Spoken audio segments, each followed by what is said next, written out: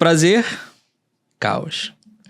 Me chamo Robson Malaquias, trabalho aqui na CB, onde a Caosfera grava o seu podcast. Eu sempre fico atrás das câmeras, mas hoje, a convite da Vanessa, nossa querida Vanessa, estou à frente das câmeras. Um pouco tímido, mas vou tentar quebrar esse gelo aí.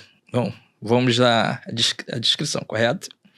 Sou um negro, sou uma pessoa negra, de calça jeans, camisa, um blusão bege, caque, podemos dizer, com listras marrom, fina. Uso óculos preto, redondo, tênis branco. E agora vou passar para a Vanessa. Olha, é uma alegria ter esse homem sentado com a gente aqui hoje. Isso é que é inversão de eixo, galera. Isso é que é inversão de eixo. Porque, por que não, né? Trazer uma pessoa que está acompanhando toda essa navegação com a gente, está se caotizando. Eu falei, Robinho, vamos junto agora. E você vem para frente das câmeras, porque eu acho que vai ser muito rico todo esse teu olhar sobre a vida, sabe? Então, é um prazer estar com você aqui. Meu nome é Vanessa Oliveira, sou uma mulher branca, cabelo curto, encaracolado, meio castanho. Hoje eu tô com uma blusa preta e branca, tô parecendo uma zebra aqui, com gola alta, preta. E tenho aqui vários adereços para variar, anel azul, um brinco laranja, porque as cores elas estão em todos os lugares nessa vida e é importante a gente lembrar. Tô com olhos, uma sombra hoje verde, me deu vontade de botar um verde. Então, quem tá só escutando a gente, porque a gente tá em várias plataformas, a gente tem uma mesa hoje cheia de coisas, temos uma Frida Kahlo, temos um Jimi Hendrix, temos um preto velho e uma preta velha maravilhosos aqui em cima de muitos livros. E na televisão, uma aurora boreal abrindo os caminhos aí, que vamos ver onde é que o Robinho vai levar a gente. Para onde nós vamos? Aonde você quiser. Aonde você quiser. Isso que é legal de ser viajante. Você fala assim, e aí? Vamos pra uma montanha? Pra um lago? Sou um mero viajante. Vou deixar a nave nos levar então, né? Então bora. Então vamos. Então vou começar com uma pergunta que talvez não tenham feito ainda nesse tempo que eu tô aqui gravando com você. O que morreu na Vanessa, mas que ainda insiste em viver nesse mundo caótico? Essa pergunta é maravilhosa, porque eu sempre falo que a gente tem que aprender a morrer. Todos nós, né? E eu sempre falo assim, eu tô aqui para aprender a morrer. E aí tem uma coisa interessante, né? Que é o trabalho com o ego.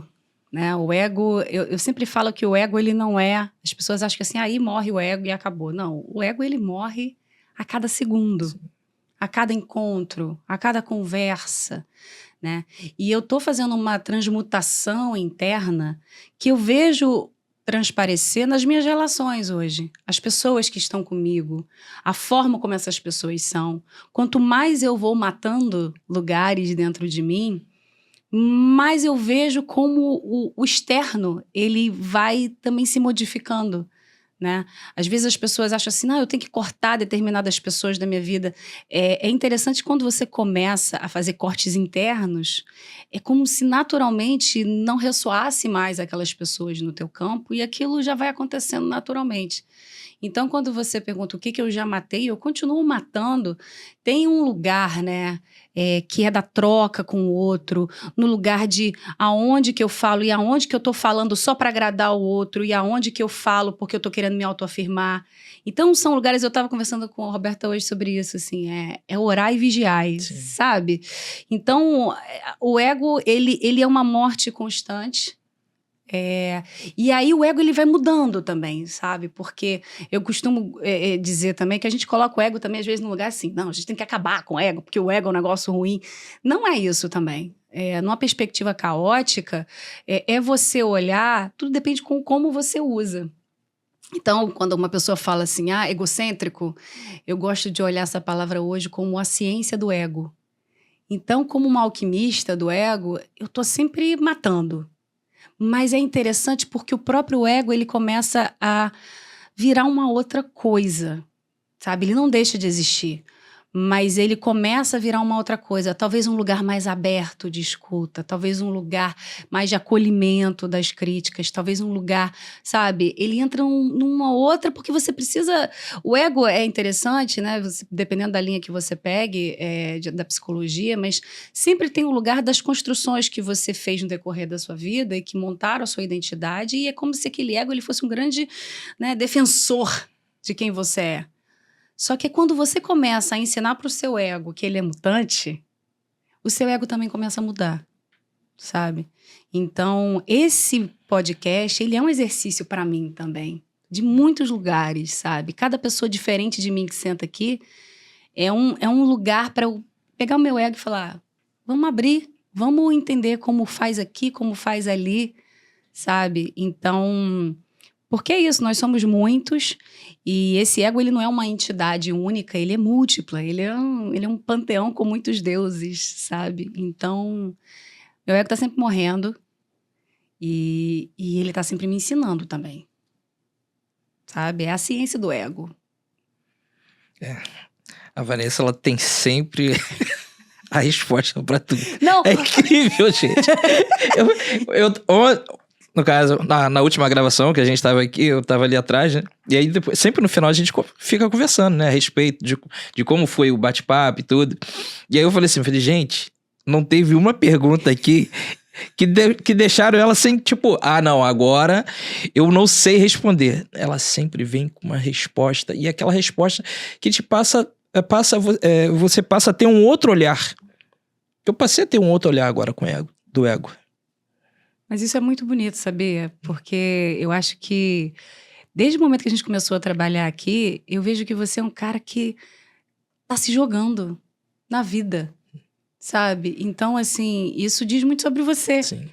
Sabe? É sobre a tua forma de levar os lugares, sabe? Eu acho que aqui na mesa tem 2 pessoas que estão trabalhando o ego. E de forma consciente. Sim. E isso leva a conversa para um outro lugar, sabe?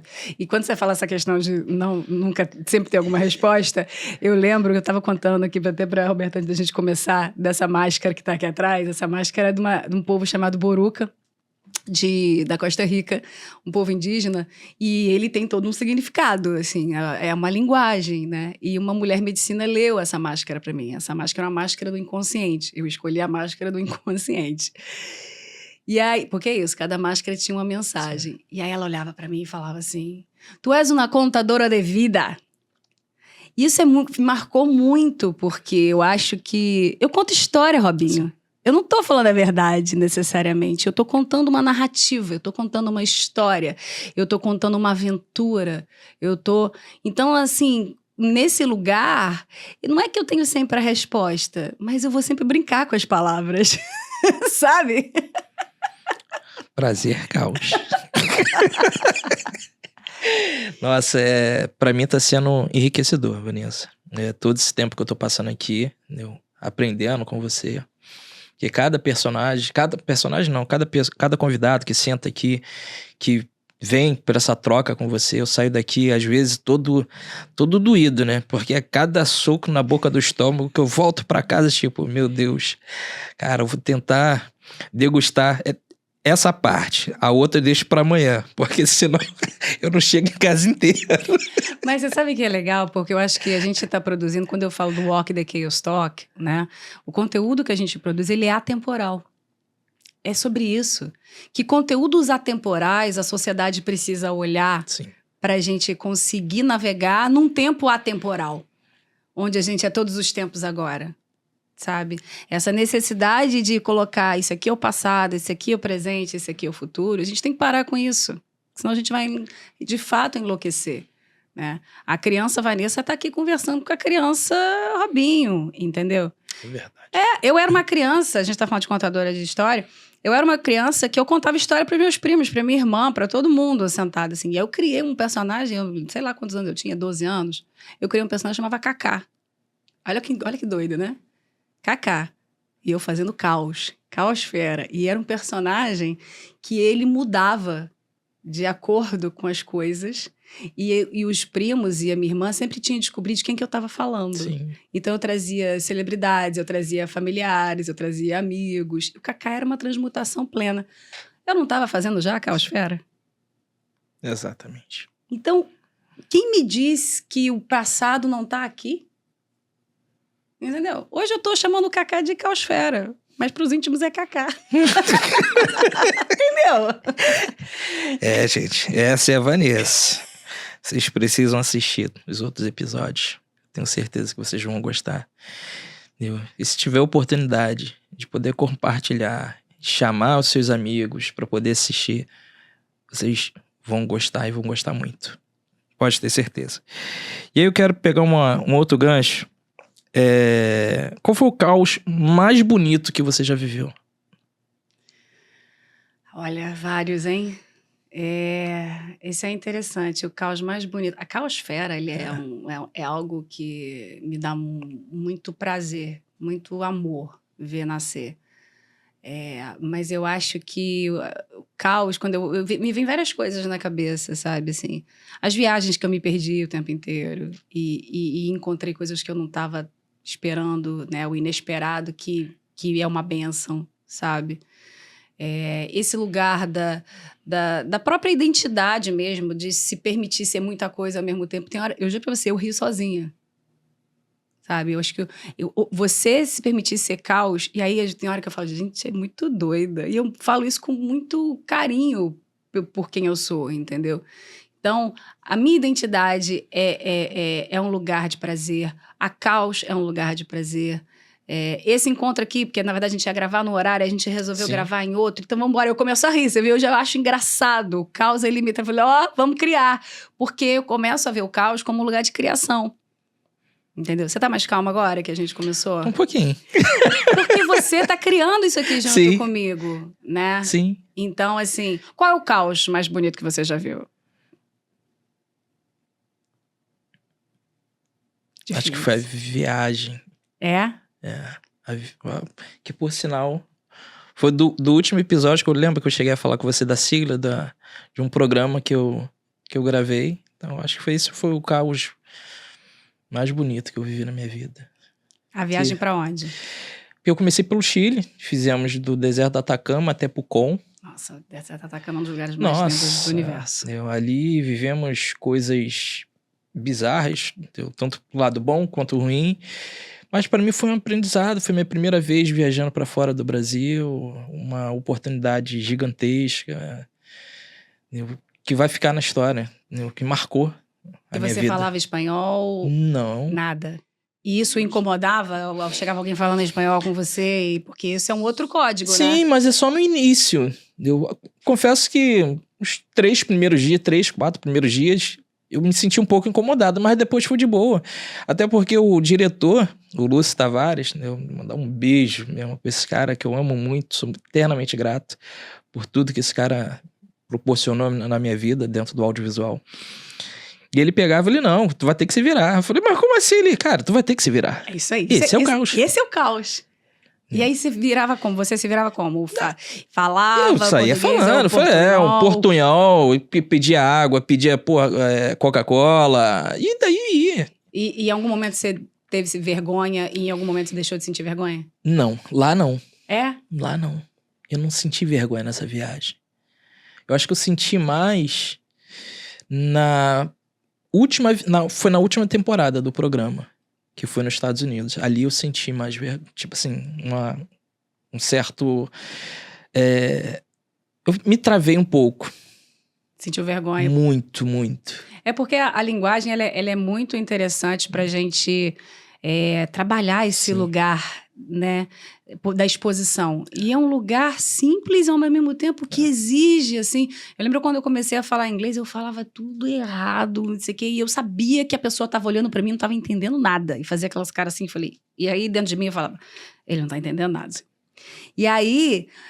É um lugar, uma vez um amigo meu, britânico, ele falou assim pra mim, não sei por que você entra nessas neuras de que você tá falando alguma coisa errada, porque você tá falando português e inglês e eu que só falo inglês. Então, você está se arriscando a me entender. E eu deveria estar me arriscando a olhar o português e eu não faço. Sabe? Eu vejo, por exemplo, tudo bem, o inglês é uma língua super, né, disseminada e tal, mas eu vejo o cuidado que a gente tem, a preocupação, às vezes, de entender. Pega um post no Instagram e aí ele não está traduzido, aí a pessoa traduz porque você consegue fazer isso na ferramenta. Cara, o que tem de amigo gringo meu que fala, não, mas não dá para ler. Você sabe que dá para traduzir na ferramenta? Sabe? Então, eu acho que é legal a gente ir para lugares, às vezes, que a gente não fala aquela língua e ver o que aquilo causa de incômodo, sabe? Porque é um exercício para a gente chegar a um ponto e falar assim, eu tô falando embromation mesmo, não quero saber, porque isso, na verdade, você tá trabalhando um monte de coisa dentro de você, você não tá trabalhando só a linguagem. Né? Então, eu fico feliz que o Atacama te blindou e fez assim, aqui você pode ser feliz, não foi? Muito. Aquele lugar muito. Eu quero muito poder voltar. Mas eu até falei com meu filho que eu quero voltar lá com ele, né? Eu voltei pro Chile, fui para Santiago, mas eu fui com a minha esposa, mas agora eu quero fazer com meu filho. Quero pegar do deserto do Atacama e descer algumas cidadezinhas com ele de mochilão, só nós dois. Quando você for, dá uma olhada lá para subir um vulcão.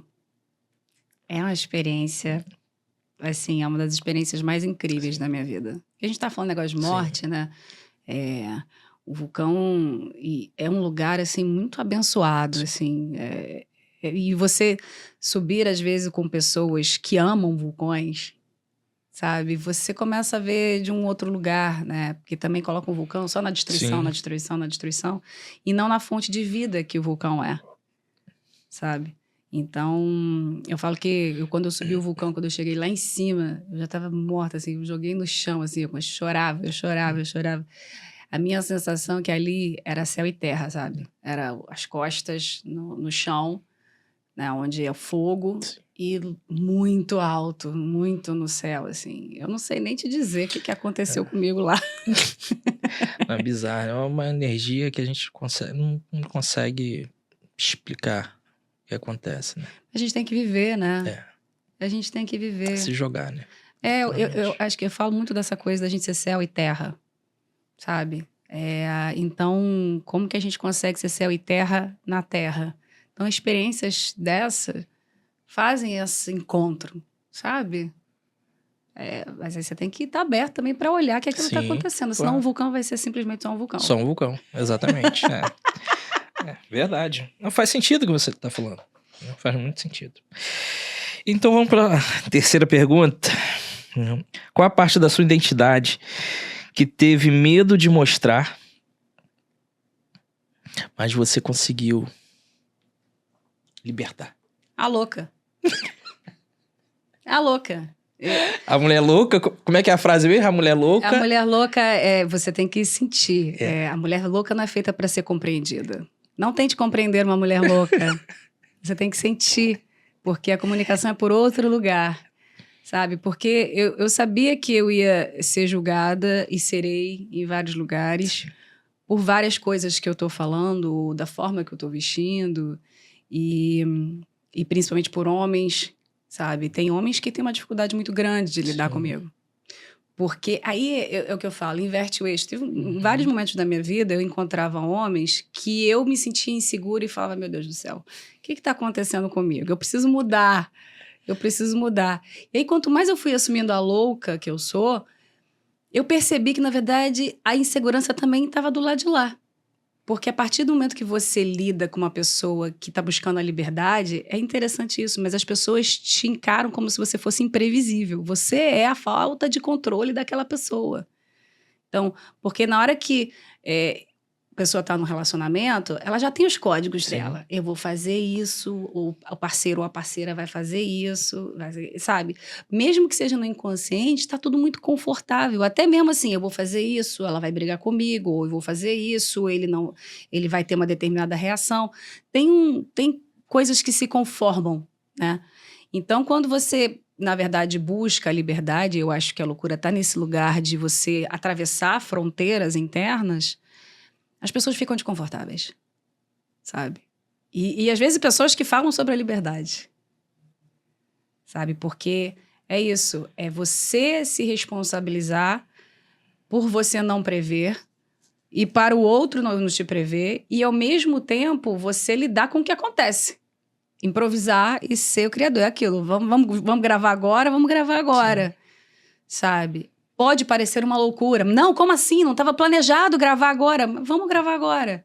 Quando você embarca, sabe? Já se sentiu louco? Já. Quando? Cara, eu me senti louco, deve ter, acho que 1 mês, mais ou menos.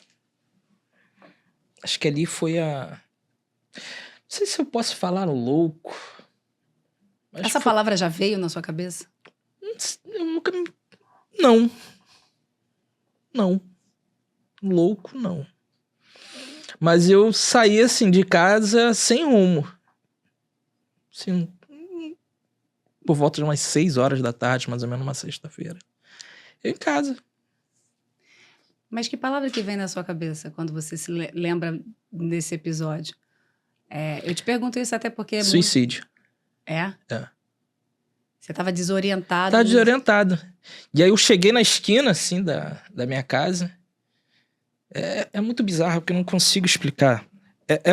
Porque é uma força que é muito maior do que você pode imaginar. Eu não posso imaginar. É porque você tenta lutar. É como se fosse um imã. Uhum. De você tentar desgrudar. Tipo, eu quero sair, eu quero sair, eu quero sair. E algo me levava pra um lugar e eu queria ir pra outro. Eu sabia que se eu fosse pra aquele lugar, não sei o que poderia acontecer. Era um lugar perigoso? Considerado perigoso pra você? Entre aspas. Por quê? Porque era uma Dutra. E aí... Eu voltei. O seu corpo tava querendo pra um lugar? Tava querendo pra lá e eu puxando ele. Era o seu corpo que queria pra lá? Isso. E você... Querendo voltar pra casa. E um outro lado seu... Querendo voltar pra casa. E aqui, quando o seu corpo vinha pra cá, o que vinha medo? Não, eu não digo medo. Era mais força. Era mais força. Era mais força mesmo. Era movimento. Isso. Você sentia um movimento pra lá e um movimento pra cá. É uma queda de braço. E você sente que parte sua é essa que resolveu ir pra casa? Sim. A minha parte pai. É. Foi a primeira coisa que me veio na cabeça. Talvez a Dutra é um lugar inconsciente que diz abra mão? Sei como te explicar. Não precisa saber.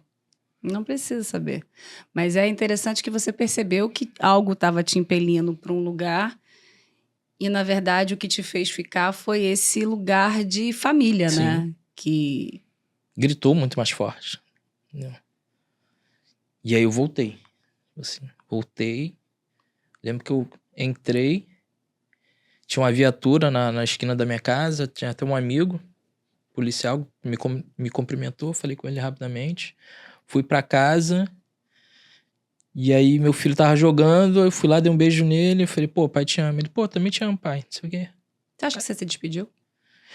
Então, Vanessa, naquele momento, não. Mas depois que eu voltei, Entendi. foi essa sensação. Foi essa sensação. Não. Tanto é que a primeira pessoa que eu liguei depois foi a mãe dele. Não. Mesmo a gente separada, a gente tem uma ligação muito forte, não, de carinho, de respeito mesmo um pelo outro, que antes do relacionamento existia uma amizade muito forte. Então é o que eu falo pra ela, cara. A nossa amizade, ela é a que tem que prevalecer. Entendeu? E hoje, por mais que nós não estejamos mais juntos, mas nós temos um filho. Entendeu? Que é um fruto de um amor, de amigo, de marido, entendeu? Que teve esse amor, entendeu? Entre nós dois. Então eu falei, pô, através daí vem um fruto. E esse fruto a gente não pode deixar, entendeu? De lado, não pode deixar sofrer. Mas aí eu volto à pergunta inicial que você fez pra mim. Tem alguma parte sua que você quer matar? Tem um Robinho que quer morrer? Sempre tem, né? É porque quando a gente fala muito na causa de inverter o eixo, é muito... Porque a gente é muito sinestésico, Sim. a gente é muito... Né, o que o sistema sente, ele quer colocar em prática. E tem várias formas de morrer. Porque talvez, né, quando você... Pelo menos acontece comigo. Todas as vezes que eu abraço uma vontade de morrer, eu busco um ritual de morte que acalma o meu ser. Sabe? E às vezes, a gente fala muito sobre isso, né? De criar rituais. A gente perdeu isso no decorrer da sociedade. Né? Você pega povos indígenas que têm rituais. O povo africano Sim. tem muitos rituais importantes. Você vai para a China, você vai... Tem lugares que têm rituais que tem muito forte isso. Mas aí você pega o americano, o europeu, e que dominaram o mundo em termos de... Né, vamos colocar a nossa cultura sobre a cultura do outro. Não tem muito, né, a gente foi para um lugar capitalista e do imediatismo e mental que o ritual ele sumiu. Só que o ritual ele é super importante para a gente buscar dentro da gente o significado das coisas. Porque as pessoas acham que buscar o significado da vida é besteira, mas no final das contas, às vezes a gente toma uma atitude porque a gente não se significou, sabe? Então, quando eu te pergunto isso, é porque às vezes você se empoderar dos Robinhos que precisam morrer, talvez nem que queiram, porque acontece essa briga. Sim. Essa briga. Todas as vezes que eu fui matar uma Vanessa, foi uma briga Sim. horrorosa, sabe? E esse lugar, às vezes, que você parece que você está namorando, inclusive, com a morte física, né? Mas o quanto, na verdade, quando você se empodera, você consegue... Porque, você vê, no final das contas, você voltou para casa. Então, tem um Robinho aí também com força para mudar rumos. Sim. Né? Eu falo muito que na causa a gente tem que aprender a morrer mesmo. Porque se a gente não aprender a morrer, bicho... Às vezes um acidente leva, às vezes assim, tudo pode acontecer a todo instante. E aí a gente tem um medo de falar sobre isso, sabe? Não, a gente não pode falar de suicídio porque isso vai incitar outra pessoa, né? Mas se a gente não atravessa esse lugar do medo, da morte, a gente não consegue transmutar. Né? Assim, o quanto, na verdade, mortes de egos e de identidades, elas, na verdade, são necessárias. É porque a gente sempre coloca no físico, porque a gente sempre vai para o sólido, porque a gente é uma sociedade que busca ser sólida em tudo, né? Que quer ver para crer, que ela é imediatista do que ela está vendo com esse olho, do que ela entende do que é ver. Mas o ver vai muito mais além. Com certeza. E eu posso afirmar, Vanessa, que eu estava até conversando com a Roberta, se não me engano, acho que 2 programas atrás. Estava conversando rapidamente ali na cozinha aqui da produtora, da CB. E teve um momento, quando eu cheguei em casa, que eu vi, assim, nitidamente, vários programas, várias falas suas. Voltou na tua mente. Deu a fala de como... Eu não lembro qual foi a pessoa que você entrevistou, mas que você falou que estava sentada e o pânico. O pânico. Então, foram vários episódios no qual participei aqui gravando. Foram vindo assim na minha cabeça. E aí, fica até uma dica pra você. Cara, assiste esse programa. O Movimento Gera Movimento, eu acho. Com a Kátia. Assiste esse podcast. Entendeu? E sem medo. Entendeu? Pode compartilhar para outras pessoas. Porque às vezes não serve para você, mas pode servir para um amigo. Porque o amigo às vezes tá pedindo socorro do lado. E é um socorro que não tá sendo visível. Porque às vezes as pessoas não têm força para poder Exatamente. falar. Tem muita gente que fala assim, poxa, mas a pessoa não falou nada. Isso é aquela culpa de você que ficou, né, por não ter visto que aquela pessoa estava com uma outra comunicação que não era verbal. Exatamente. Muitas vezes, assim, vez eu tive uma conversa com a minha tia, com a minha madrinha. Ela teve uma amiga que teve uma situação e uma situação de doença e que não contou para ela. E aí, quando ela soube, ela ficou brava. Como assim ela não me contou um negócio que ela estava vivendo, entendeu? E aí ela ligou para mim, antes de ligar para ela. E aí eu falei, você já parou pra pensar que não é sobre você? Ela não contou porque ela não conseguiu contar, porque para ela foi melhor não contar. Não é sobre você não saber. A pergunta é o que você faz a partir do momento que aquela doença existe e como você acolhe ela, sabe? Então, a gente tem muito uma coisa de por que fulano não me contou isso? Por que fulano... Porque a pessoa não conseguiu contar, porque naquele momento... Porque às vezes contar é doloroso pra caramba. Sabe? Quantas vezes eu estava fazendo alguma coisa da Caos e eu ainda não contava, porque eu ainda não estava pronta para lidar com determinadas reações. E às vezes também as pessoas mesmo que você vai contar não tá esperando.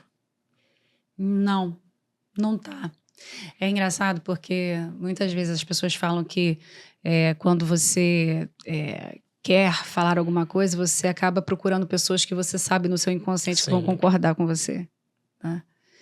E na Causa eu tenho buscado fazer o contrário, de buscar às vezes pessoas do tipo assim, tá, mas aonde?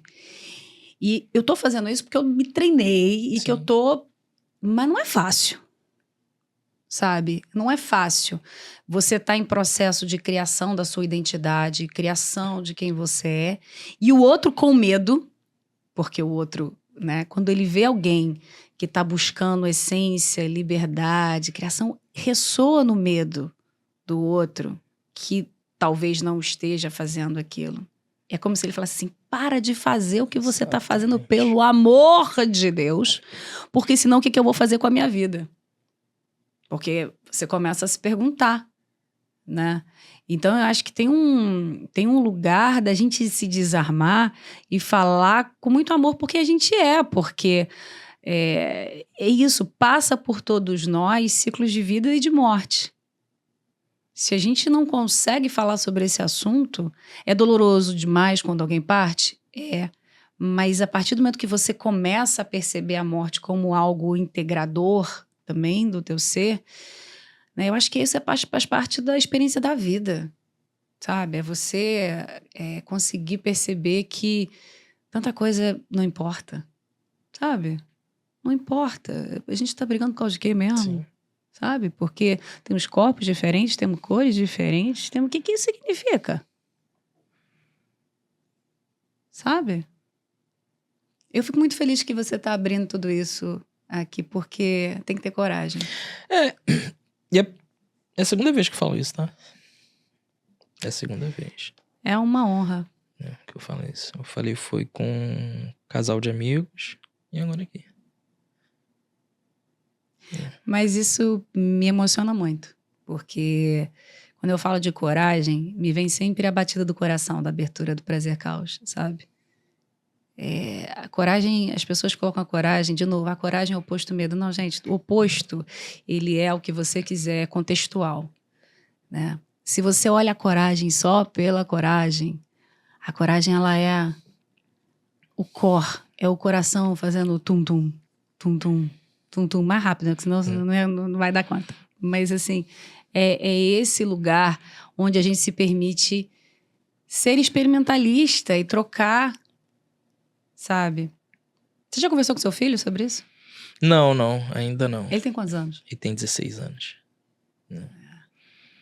Ainda não. Mas a gente é muito parceiro, a gente sempre que pode a gente tá conversando. Esse dia mesmo ele... Foi domingo. Aí eu cheguei cedo. Falei, vamos embora assistir o jogo. Ele, pô, vamos. Aí eu fiquei assistindo o jogo com ele. Aí ficamos trocando a ideia. Ele, caramba, pai, tem um tempão que a gente não para pra assistir um jogo junto, né? Eu, putz. Falei, caraca, meu filho tá crescendo. É porque ele é teu companheiro de viagem, né? E aí aquilo que a gente tá falando, eu acho que quando pai e filho consegue... Eu tenho hoje uma conversa com minha mãe, com meu pai, mas assim, minha mãe especialmente falando dela, que é uma alegria a gente falar sobre medo, controle, morte, sabe? Minha mãe é uma que fala, não vai morrer agora não. Isso aqui. Ela tem um medo de morrer muito grande, sabe? E eu falo, mãe, mas vamos conversar sobre isso, porque você vai perdendo a rigidez. O quanto às vezes a gente se torna rígido porque a gente quer segurar a vida com as mãos e fala, não. E quando a gente começa a relaxar, você aprende a cair, você faz um rolamento, você, sabe? Então, a gente aprende um com o outro. Eu tenho certeza que você aprende com teu filho. Ah, muito. Aprendo demais. Todo dia, aprendendo algo novo. Hoje, na hora que eu tava vindo pra cá, eu falei, eu vou contigo, pô, até o centro lá de Nova Iguaçu, né? Onde eu moro, que eu moro na Baixada Fluminense, Nova Iguaçu. Ele estuda no colégio que fica no centro. Eu falei, pô, vou caminhando contigo. Aí ele vai mesmo, pai. Eu falei, vou. Eu falei, pô, tu já tá um homem, né? Não quer mais que eu vá contigo até o colégio? Que agora, pô, é vergonha. Aí ele, não, pai, porque eu gosto de ir sozinho. Mas já que você vai pra lá, a gente vai junto. Eu falei, eu não vou até o colégio, não. Vou ficar aqui na esquina, daqui eu vou seguir e você vai pro colégio. Ele, não, tá bom. Aí me deu um beijo nele. E aí, é isso. E aí já tá aqui me mandando mensagem, que chegou, já almoçou. Foi que bom. É isso. O que você já aprendeu com seu filho? Aprendizado por inspiração. Vanessa, a primeira coisa que me veio... Foram duas coisas, na verdade. Uma, porque o meu sonho sempre foi ser militar, né? Antes de produção de audiovisual. É mesmo? Sempre Você é tive bem sonho. caótico, né, Robinho? Você é uma caixa de surpresas. Cara, eu sempre tive essa vontade de ser militar. Você foi? Não consegui. E fiz até um concurso, deu pra Polícia Militar em 2004, passei, eu lembro que foram 2.000 vagas, das 2.000 vagas a minha colocação foi 800 e pouco, 802 ou 4, 802, né? E só 1.556 foram aprovados. Foi um dos concursos mais difíceis da Polícia Militar do Rio de Janeiro. Era português e matemática. Eu amo matemática. Minha mãe é professora de matemática. Eu falei, pô, aqui não. Português eu posso até dar um... Mas matemática não. Matemática eu tenho que gabaritar. Né? Tanto é que fui muito bem em matemática.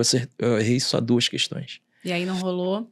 Não rolou, porque houve, segundo o secretário de segurança na época, era o Antônio Garotinho, ele alegou que houve uma fraude no concurso, que não foi comprovado.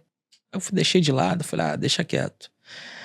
E aí eu queria muito que ele fosse militar. Falei, cara, tu tem que ser militar, irmão. Jogou pra ele. Eu falei, tu tem que ser militar. Jogou pra ele, fez assim, não consegui, isso aí tem que ser, tem que acontecer, que eu tenho que me realizar. Aí. É sobre isso. Né? É sobre isso. E aí? Mas eu não tinha essa percepção de eu estar me realizando através dele. E aí ele falou Mas com foi você? ele que me trouxe isso. Boa, garoto. Aí ele, pai, não adianta eu realizar os seus sonhos e não realizar o meu. Não é o que eu quero. De imediato eu fiquei pé da vida, tá? Doeu? Doeu. Tu quer pegar, esganar, balançar pra um lado, pro outro. Claro. Falei, pô, que isso? Pô? De 14 anos vai falar isso pra mim? Eu falei, não, tá louco, meu irmão. Paga um colégio caro, filho. Não. Tu tem que fazer. Ele, pai, mas eu vou realizar o teu sonho, cara. Não vou realizar o meu. Eu falei, cara, mas o que tu quer ser da vida? Ele, cara, quero fazer design. Eu falei, design? Eu falei, não, pelo amor de Deus, não faz design não, cara. Tem nada a ver, cara. Ele, é o que eu quero. Então hoje eu, tipo assim, só apoio. E o que você fez com esse sonho de ser militar? Então, Vanessa, pela minha idade, hoje eu não consigo mais. Tá? Você já parou pra pensar o que você estava buscando ali? Então, hoje, assim, até com um pouco mais de propriedade, em novembro eu me formei em gestão de segurança pública privada. E aí eu comecei a olhar essa parte militar já com outros olhos. E aí quando você vai para a parte teórica, que você começa a se aprofundar um pouco mais sobre os assuntos, entender um pouco mais sobre a parte do direito militar, civil, federal, aí eu fico olhando assim, eu falei, opa, calma aí, fala, cara, isso não é para mim. E eu amo isso daqui, ó, é a produção de audiovisual. É porque eu tô te perguntando, porque assim, aí numa visão caótica, né, as pessoas às vezes elas acham que as coisas são muito únicas, né, então assim, eu gostaria de ser militar porque a questão é ser militar. Sim. Ser militar é só uma expressão de quem você é. E aí, se a gente quebra e decodifica o que você estava buscando ali, essa realização que hoje está incorporada no militar, ela pode começar a estar incorporada em você, no que você faz. Então, sei lá, vou colocar coisas aqui. Então, por exemplo, eu gostaria de ser militar porque me passa uma questão de segurança. A questão de segurança, ela é importante. Eu gosto de defender, ou eu gosto de atacar. Aí vamos dizer assim, eu gosto de defender. Aí você retira do militar e olha assim, ok, em que lugares da minha vida eu posso defender e exercer esse lugar que me pertence? Sim. Porque o caos, às vezes as pessoas falam, elas olham assim 10, 20 movimentos ao mesmo tempo, elas acham que eles são completamente distintos, mas eles são só roupas. Um tem um paletó, o outro tem uma saia, o outro tem um rabo de sereia, o outro aqui, mas dentro tem um mesmo ser, Sim. que é mutante, que eu acho que é aí que é a graça, sabe?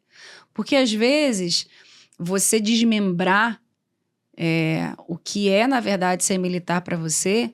Eu fazia muito isso e a gente vai trabalhar muito isso com as pessoas, de trazer, na verdade, o caos que você é aonde você está. Aonde você ataca no audiovisual? Aonde você defende no audiovisual? Sabe? Aonde você faz parte de talvez de uma corporação, de algo que... Porque às vezes é isso, eu estou colocando aqui, Sim. né, vários conceitos, mas às vezes a gente... eu gostaria de ser militar porque eu vou defender uma causa. Vou ser uma causa. Quais são as suas causas? O que você gostaria de defender? Talvez quando a gente navegue por aí, a gente comece a perceber que, como criador, a gente pode ser militar ou a gente pode trabalhar em audiovisual e fazer um podcast. E é a mesma pessoa e num lugar de realização muito real. Sabe? Porque... a gente nunca sabe por onde vai a nossa capacidade de criação, mas a partir do momento que a gente começa a se empoderar aonde aquilo me toca, isso é ser caótico, sabe? Você se empodera do seu desconhecido e fala, vou jogar com essa premissa, eu acho que pode ser isso, deixa eu brincar com isso. E que bom que teu filho falou que precisava realizar o sonho dele, não o teu. Ele inverteu ali legal e falou, pai, olha só, um espelho aqui. Sim. Não foi isso, né, que ele fez? Foi exatamente. E aí, depois disso, a outra conversa que nós tivemos foi sobre a parte de graduação. Que eu falei com ele, cara, aquele sonho dele é ir pro Canadá, ele quer morar no Canadá. E eu já falei com ele, não, cara, a gente vê e tudo. Eu até cheguei a falar com ele, não, cara, vou perguntar o PH, porque eu lembro que o PH foi gravar Snow. Foi gravar Snow. Eu vou perguntar a ele como é que funciona lá, se tem alguns amigos e tudo lá. Cheguei até a falar com ele na época. Ele, não, pai, vê sim. Eu falei, tá, vambora ver, mas deixa mais pra frente. Eu falei, cara, mas se forma aqui primeiro, no Brasil, vai pra lá já, graduado. Aí ele, não, quero fazer lá. Eu falei, não, cara, não faz isso não, pelo amor de Deus, faz uma graduação aqui. Aí ele, tá falando da graduação, tu já tomou vergonha na cara que terminou a sua? Eita! Gostei dele. Ele inverte o eixo. Aí foi onde eu... opa, calma aí, cara. Mas também é um lugar de segurança teu, né? Assim, quando a gente fala assim, faz isso porque é o lugar seguro que eu aprendi, né? E às vezes a pessoa, ela inverte e faz uma outra forma de aprender, né? Ele é sinistro, cara. Como é que é o nome dele? Pedro. Pedro, adorei você, Pedro. Nem te conheço, mas Pedro já, olha, me conectei com a tua inversão. Pedro é um caos na minha vida. Meu caos diário. Mas não é isso que filho faz? Eu acho que o filho, ele vem para esse lugar para dizer assim, você acha que você sabe tudo sobre a vida? Brum. Muda tudo. Porque a gente precisa disso, né? Quando você se torna pai, vira mãe, cara, você... não consigo explicar. É só quem vive mesmo na pele, que é muito difícil.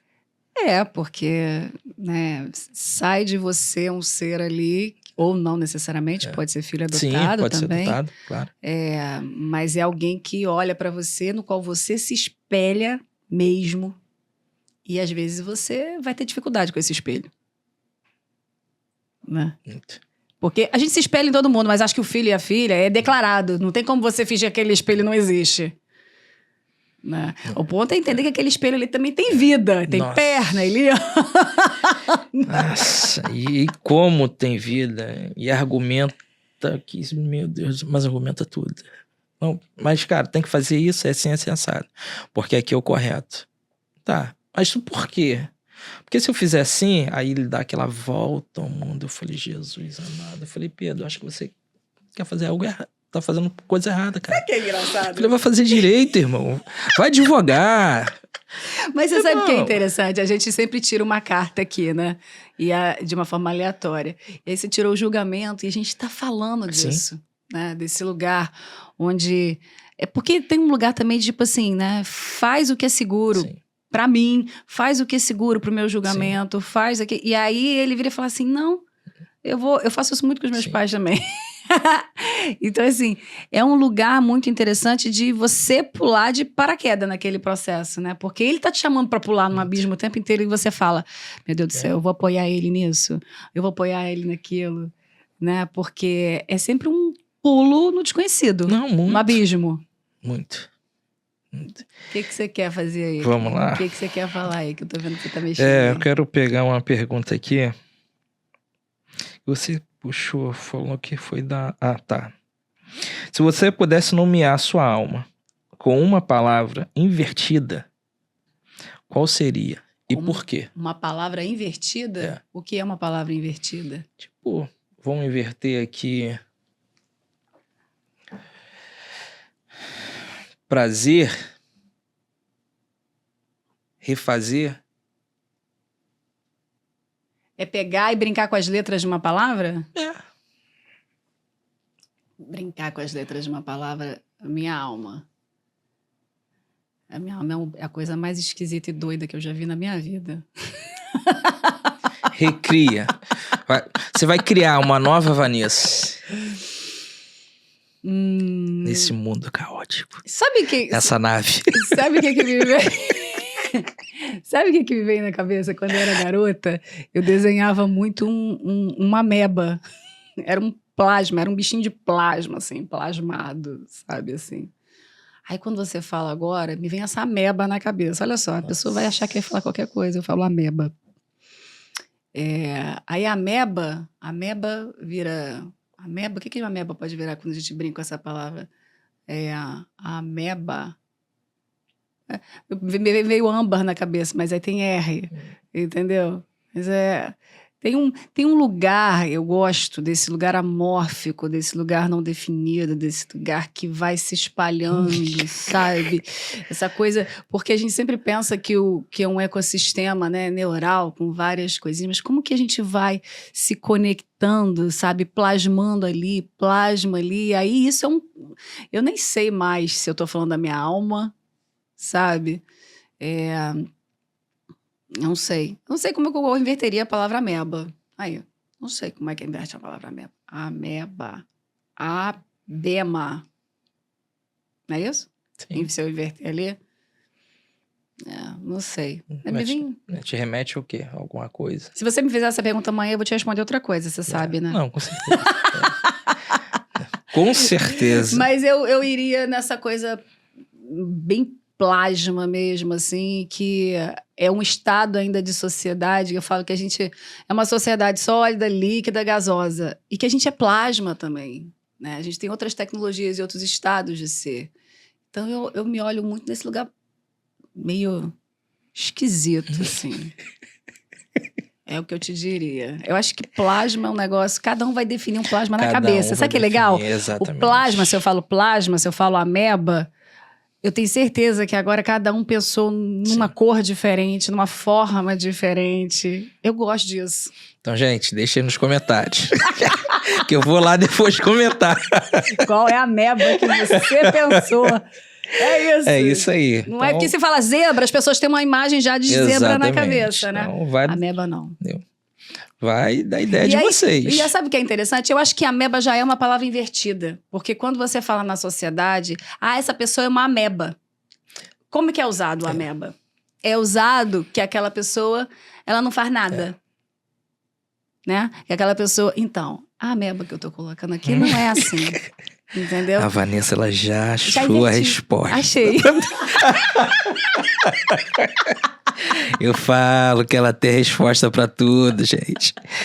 Eu tô aqui diariamente gravando com ela, então eu sei. Então, deixa aí nos comentários o que você tá imaginando aí nesse mundo caótico. É quando, essa olha nossa só nave. a coisa linda dessa aurora boreal, Sim. né? A aurora boreal, ela é uma coisa, né? Ela vai... Primeira vez que eu vi a aurora boreal, me chamou muito a atenção, porque parecia... Sabe quando você joga tinta na água e a tinta faz aquela coisa meio assim? Parece que alguém tá jogando tinta na água. Mas aí você tá olhando pro céu, que o céu, teoricamente, você tá olhando de uma forma, né, gasosa, mas a sensação que me dá sempre é que alguém tá jogando tinta lá de cima e tá ficando essa coisa meio, né, meio plasma, meio, olha lá. Então, já caminhando pro final, Nossa, eu ia fazer riscou, algumas hein? perguntas aqui, mas eu vou mudar. Mude. Gosto. Defina pra mim fera. Nesse mundo Fera caótico. é aquele lugar, né? Caosfera, né? Fera é aquele lugar selvagem que eu falei outro dia no podcast. É o lugar... Me vê a música agora, aí referências, né? Que eu sou um fera neném. Se você for presidente, você vai se dar bem. Esse lugar da fera, que a Bela e a Fera, esse lugar que a gente guarda, que muitas vezes as pessoas acham que a fera, ela simplesmente ela veio para te engolir. Ela veio para te engolir mesmo. E você precisa deixar ser engolido por quem você é. Porque essa fera tem muito a ensinar. Aqui na mesa a gente tem uma fera aqui em cima, que é lindíssima como bicho, entendeu? Então a gente não tem que brigar com a fera que a gente é. A fera ela pode rosnar, a fera ela pode dizer não, a fera ela pode, sabe? Porque tem um lugar visceral que precisa ser vivido pelo corpo humano, sabe? A gente não pode encaixotar isso e nem abafar isso, porque no final das contas isso tá lá. Sim. E aí, se a gente não faz isso, em algum momento essa fera vai sair de uma forma que você vai se assustar, né? Então eu falo que a fera é você libertar o seu instinto, é você libertar a sua intuição, porque para mim são coisas diferentes. Tem gente que coloca que instinto e intuição são as mesmas coisas. É você liberar a tua intuição para jogar, seu instinto para jogar, é você sentir um cheiro e mudar de opinião, sabe? É você brincar com os sabores da vida. Você chegou em casa, tem grama na sua casa, deu vontade de deitar na grama um pouco. Mas por que você está fazendo isso? Porque me deu vontade. Você não precisa definir tudo, você não precisa explicar tudo. Então, eu acho que a fera é quem não se explica. É quem encontra a paz em não se explicar. E a gente precisa chegar nesse lugar, né, do não saber, de tá tudo bem. Porque é aquilo que eu falo pra você, não é que eu sei várias coisas, não, eu brinco com as coisas. E aí você vê a fera. Você vai ver a fera, sabe, criando. Você vai ver a fera trazendo coisas completamente diferentes do que você havia imaginado, né? E aí você vai começar a perceber que aquela raiva, né, aquela coisa que você engolia porque você não podia mostrar esse lado que teoricamente é feio, é um lugar de muita natureza, é um lugar de muita permissão, é um lugar de muito amor. E todas as vezes que você, né, aceita essa fera, né, você começa a perceber a fera dos outros. Num outro lugar. Até as feras que vêm desmedidas, porque elas não são aceitas, você vai ter colo para aquela fera. Porque eu falo que depois que você abraça e tem compaixão por lugares que você achava que eram lugares feios, assim, você vai olhar para o outro, para outra e vai falar, eu conheço esse lugar, sabe? Então, que soltemos as feras. E aí, deixa aí nos comentários, gente. Vamos interagir. Então, aquela última pergunta. Prazer. Defina. Você tá brincando com as palavras hoje. Prazer, eu vou falar de uma forma diferente, como eu sempre falo aqui. Aí eu me desafiando. Prazer é uma palavra, né? Eu sempre brinco, né? Que pode ser tanto prazer estar com alguém, como prazer vir do outro. Mas quando você vai para o sinestésico, o que é o prazer? Eu gosto de dizer que o prazer é o arrepio na pele. sabe? Eu acho que tem uma coisa que eu falo muito, arrepiou a tua pele, vai. Não se explica. É um lugar que eletriza. Eu tô falando aqui agora, ó, eu sinto, sabe? E aí quando você começa a respeitar a sua pele, sabe? A vida ganha tantos sabores que você não consegue mais ter nome para defini-la. Essa é a definição de prazer que eu trago aqui para a mesa hoje.